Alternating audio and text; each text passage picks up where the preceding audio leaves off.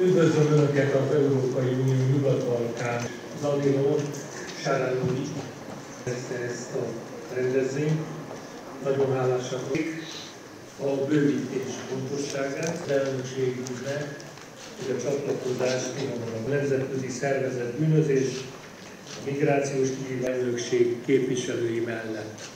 Mindenek előtt, valamint a kézi és a könnyű fegyverek elnöksége. És most átadom a szót, Danilo, please.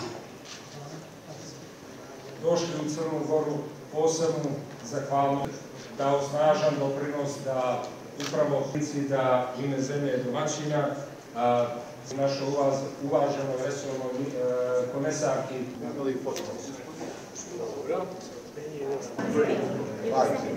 Pet.